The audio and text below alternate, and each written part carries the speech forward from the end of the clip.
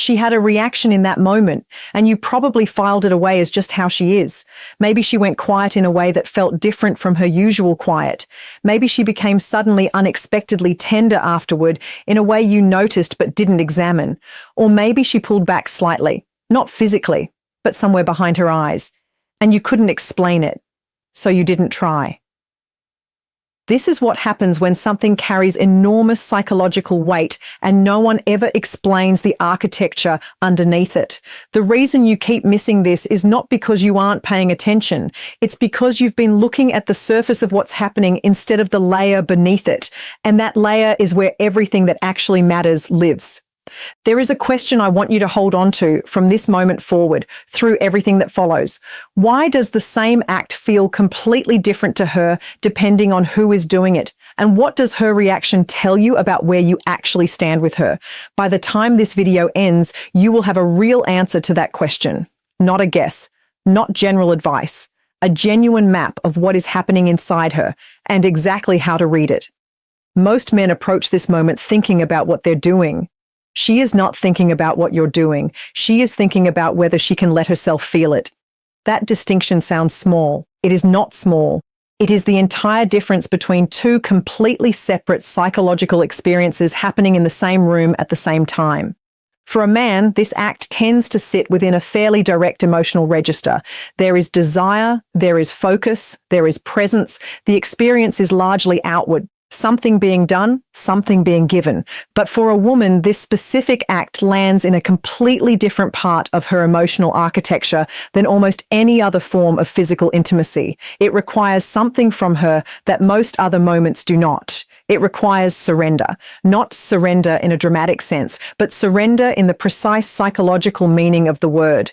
A deliberate releasing of control over how she appears, how she sounds, what she feels, and what conclusions are being drawn about her in the mind of the person she is most exposed to.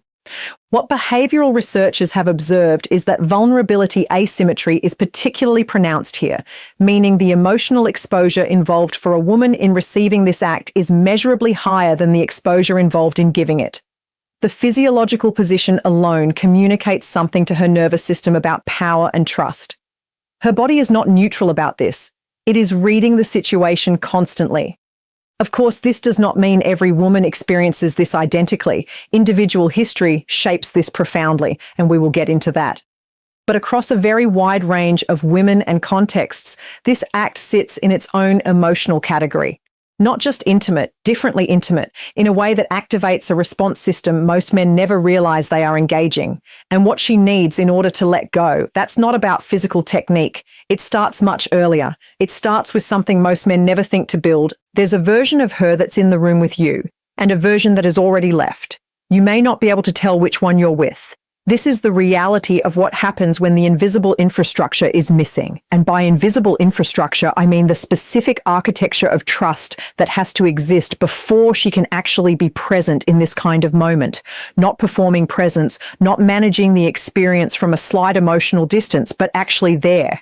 Most men understand trust as a single thing. Either she trusts you or she doesn't. But what she actually requires here is something more layered than that. And understanding those layers changes everything about how you read her behavior. The first layer is physical safety, the most obvious one, and usually the one men assume covers everything. She needs to feel that her body is in good hands, that the pace, the pressure, the attention is genuinely attuned to her and not mechanical. This layer most men at least partially understand. The second layer is emotional non-judgment. She needs to know, not just intellectually, but in her body, that whatever she feels, whatever she shows, whatever sound she makes or expression crosses her face will not be evaluated, mocked, stored away, or used later. Women carry a deep awareness that their most unguarded moments can become material. This layer is where many men fail without realizing it, not through cruelty, but through the subtle energy of appraisal that women can feel even when nothing is said. The third layer is ego safety. And this is the one that almost no one talks about. Ego safety is the specific fear of being mentally evaluated negatively during her most exposed moment. She is acutely aware, even when she cannot name it, of the possibility that the person she is most vulnerable in front of is forming silent conclusions about her, her body, her responses, her sounds, her level of expressiveness. This fear does not require a history of judgment from you specifically. It is often a pattern carried from earlier experiences, sitting quietly underneath the surface of this moment. When any one of these three layers is absent or uncertain, something happens that you would never see from the outside. She remains physically present but cognitively detaches. A part of her mind steps back and begins managing the experience rather than living it. She is still there, but she is watching herself be there, which is an entirely different thing.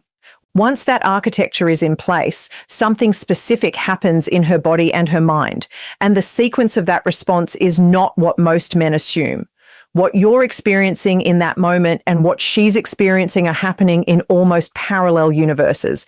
This is not metaphor. This is a reasonable description of the neurological reality. For you, the experience is largely sensory and present tense. Attention goes outward. The feedback loop is relatively direct, but inside her, a significantly more complex process is underway, and understanding it will change what you notice, what you interpret, and ultimately what you build with her. Every woman carries what you might think of as a mental noise floor, the baseline level of internal cognitive activity that has to quiet down before she can be fully present in her body.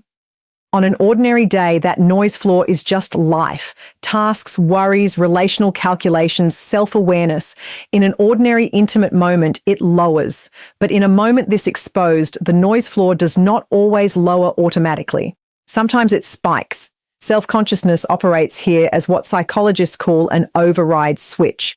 It can intercept physical sensation before it fully registers emotionally. When a woman is self-conscious during this specific act, she is not just slightly distracted. She is caught in an internal loop that is competing directly with her ability to feel anything at all. The thought, "How do I look right now?" can genuinely override the physiological experience of pleasure, not weaken it. Override it. This is why her relationship with her own body matters so much in this context. A woman who has a complicated or critical relationship with her physical self, particularly with the part of her body that is most exposed in this moment, carries an additional layer of internal noise that has nothing to do with you, nothing to do with attraction, and nothing to do with whether she wants to be there. Now, you might be thinking, doesn't she just relax after a few minutes? And sometimes, yes. But here is the important detail. What determines whether she relaxes is almost entirely the energy you bring, not the time that passes. Men who are entirely absorbed in her, not performing absorption but genuinely focused, create a different atmospheric condition than men who are present in technique but slightly elsewhere in attention. She can feel the difference. She cannot always name it, but she feels it. Before we move forward, there is one more layer to this that most explanations skip. Her ability to be present here is also shaped by what happened emotionally between you before this moment existed. An unresolved argument, a dismissive comment earlier in the day, a moment where she felt unseen. These do not disappear when physical intimacy begins. They sit in the room with her, and she will often not tell you they're there, because she is communicating something the entire time, not in words, in something much harder to fake. Her body is giving you a real-time readout of exactly where she is emotionally, and most men are looking at the wrong data. This is the moment in this conversation where I want you to pay particular attention, because what follows is the part that most men never learn, and not because it's hidden, but because no one has ever taught them to look for it. Remember what I said at the beginning, that her reaction to this specific act reveals more about where you actually stand with her than almost anything else. This is where that claim gets proven. The first signal is in her physical relaxation versus physical tension, and I do not mean dramatic stiffening or obvious discomfort. I mean the more subtle tells, whether her legs release or stay slightly held, whether her hands rest open or are quietly curled, whether her lower back softens toward the surface beneath her or maintains a slight, barely perceptible lift. These micro patterns in muscle tension are not performed. They are reflexive. They are her nervous system speaking directly, and what they communicate is whether her body has decided you are safe. The second signal is in her vocalization patterns, and specifically in what her silence means when it is inhibited rather than comfortable. There is a kind of quiet that comes from being deeply present. And there is a kind of quiet that comes from monitoring, from holding sound in because she is not sure it is safe to release it. Those two silences feel different if you are paying close attention. The comfortable silence has a quality of settledness to it. The monitored silence has a faint tension underneath, a kind of careful stillness that is slightly too controlled to be fully relaxed. The third signal is in where her hands go. Hand placement during this act is one of the most psychologically transparent signals she sends. A woman who reaches toward you, who rests a hand in your hair or rests it on your shoulder, is doing something that psychologists would recognize as approach behavior. She is moving closer even while staying still. A woman whose hands rest quietly at her sides is neutral, present but not yet fully arrived, and a woman whose hands show subtle withdrawal, fingers slightly curled inward, arms drawing marginally tighter to her body, is experiencing some version of managed distance, even in the most intimate physical proximity. The fourth signal is eye contact, or the deliberate absence of it. Eye contact during this act is a significant vulnerability marker for most women because it collapses the last boundary between physical presence and emotional exposure. Some women close their eyes because they are deeply in their body and sensation. Some close them because they cannot handle the level of vulnerability that meeting your eyes would create. The distinction shows in everything around the closed eyes, whether her face is soft or slightly controlled, whether her breath is full or carefully measured. The fifth signal, and this is the one most men never catch, is the moment she mentally exits mid-experience and what was happening just before it. There is often a specific trigger, a shift in your energy, a moment where you seemed elsewhere, a physical change that broke the atmospheric condition she was settling into. When she mentally steps back mid-experience, something in her expression changes very slightly. A quality of presence that was building recedes. It does not disappear dramatically. It just quietly withdraws. And most men, because they are focused on what they are doing rather than on where she is, miss it entirely. Of course, one signal read in isolation means very little. What you are looking for is clusters, 2 or 3 of these patterns moving in the same direction at the same time. That is when you have genuine information. But there is one moment in this experience that almost every man misses entirely, and it happens after. What she does in the minutes that follow tells you more than anything that came before. The moment it ends is where most men stop paying attention. That's exactly when she becomes most readable. There is a window, brief, specific, and remarkably transparent, that opens immediately after this kind of intimacy concludes. What she does in that window is not calculated. It is not socially managed in the way that her behavior often is in other contexts. It is some of the most genuinely unguarded data she will ever give you about her emotional state and her attachment orientation.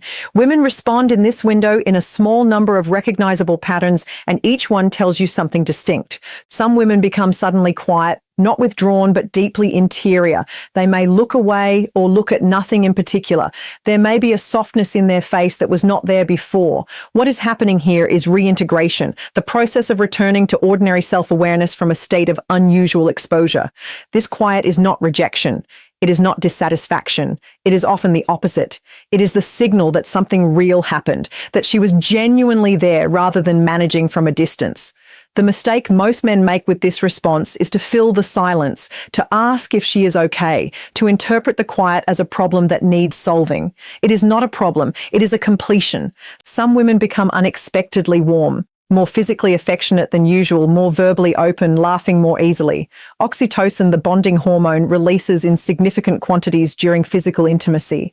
And for women who feel genuinely safe in that moment, this release translates into a surge of positive orientation towards you specifically. When a woman is unusually tender or unusually expressive immediately after, she is not performing. She is bonded. Her nervous system has made a decision about you. Some women deflect with humor, a quick joke, a slightly self-deprecating comment, a pivot to something ordinary. This is not distance. It is vulnerability management. Humor here is a pressure release valve for women who have just allowed themselves to be more open than they are entirely comfortable with. She felt something significant. The humor is how she returns to a register she can manage. Treat it as lightness, not withdrawal. And some women, and this is the response that unsettles men most, show a flash of emotion that seems entirely out of proportion. A sudden heaviness, or eyes that fill unexpectedly, or a quiet that goes deeper than ordinary reintegration. What is happening here is that the level of intimacy she just experienced The specific kind of vulnerability involved has accessed something emotional that ordinary physical closeness does not reach. It might be longing. It might be grief for something she does not have fully. It might be the simple, somewhat overwhelming experience of feeling genuinely received by another person. This response does not mean something is wrong. It means something went very right. The attachment style she carries into all intimacy shows most clearly in this window. And given all of this, what it means for her, what she's signaling, and what your desire communicates back, there's one more layer that explains something men find genuinely confusing. She is not just experiencing what you're doing. She is drawing a conclusion about who you are. This is the layer that most conversations about this topic never reach. And it is the layer that makes the most psychological sense of everything that comes before it. When a man genuinely desires to offer this specific form of intimacy, not as a precursor, not as a trade, not as performance, a woman reads that desire as a distinct kind of information about his character. She may not articulate this consciously. She often does not. But the conclusion forms in her, usually within the first moments, and it does not disappear. She reads three things into authentic desire here. The first is that he is not transactional. In the emotional economy of intimacy, one of the things women are most alert to, often unconsciously, is whether a man is keeping score. Whether giving is always a prelude to receiving, whether attention comes with an implicit ledger attached. A man who genuinely desires this act, without expectation of reciprocal accounting, signals something her nervous system registers as significant, that he is capable of giving for its own sake. This matters more to her attachment system than most men realize. The second thing she reads is that he finds her worthy of full, patient attention. Not the partial attention of someone completing a step in a sequence. Genuine attention, slow, present, entirely oriented toward her experience. For a woman who has spent much of her relational life having her experience treated as secondary or incidental, this registers with unusual depth. It communicates value in a language that words cannot replicate. The third thing she reads is that he is comfortable with intimacy that does not center his own gratification. This is a specific kind of emotional maturity that women recognize and respond to, not because they have thought it through analytically, but because their bodies respond to it as safety. Now, and this is important, performed enthusiasm here reads as false almost immediately. There is a quality to genuine desire that is distinct from the quality of motivated compliance, and most women can feel the difference within moments. This is not something she decides consciously. Her nervous system decides it for her. Authentic desire here builds a specific kind of trust that is genuinely difficult to build any other way because it cannot be faked convincingly for long. One final note worth giving space to: women with avoidant attachment patterns, those who find it difficult to receive care, to accept being the full focus of attention, often struggle most with this specific act, not because they do not want it, but because being the object of this much focused, patient, non-transactional attention is genuinely threatening to their emotional architecture.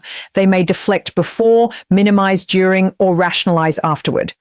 If you have been with a woman who seemed uncomfortable receiving this when everything else suggested she should be comfortable, this is likely the dynamic underneath it. You came into this video with a moment filed away as just how she is. You are leaving it with something else entirely. What you have now is a map, not a formula, not a manipulation strategy, a genuine map of the psychological terrain underneath an experience that most people treat as purely physical. What this video has walked you through is not a set of disconnected observations. It is a single unified truth that her experience of this specific act is a direct window into her trust architecture, her attachment orientation, and her emotional safety with you specifically. The signals she sends, in her physical relaxation, her vocalizations, her hand placement, her eye contact, her behavior in the aftermath, are not random. They are coherent. They are readable. And now, for the first time, you have a framework for reading them. The overarching principle underneath all of it is this: she is always communicating, even in silence, even in withdrawal, even in a flash of unexpected emotion that seemed to come from nowhere. She is never just reacting. She is telling you something about where she is and what she needs. The question is whether you are equipped to hear it. You are now more equipped than you were 20 minutes ago. And that is not a small thing. You do not need to overanalyze every moment from here. You do not need to turn intimacy into an observation exercise. What you have is a background understanding, something that will work quietly underneath your attention and surface when it matters. I want to ask you something specific before you go, and I genuinely want you to answer in the comments because I read everyone. Which of these signals have you noticed in someone you've been with? And did you understand what it meant at the time? Tell me below, because the conversation in the comments is often where the most important details surface, details that are worth exploring in future videos. If what I cover here is the kind of psychology you want to understand more deeply, make sure you are subscribed, because this channel exists to give you exactly this kind of insight, consistently, without the noise. In the next video, I'm going to explain something that confuses men even more. Why a woman sometimes pulls away emotionally right after the deepest physical closeness, and why that withdrawal is not what you think it is.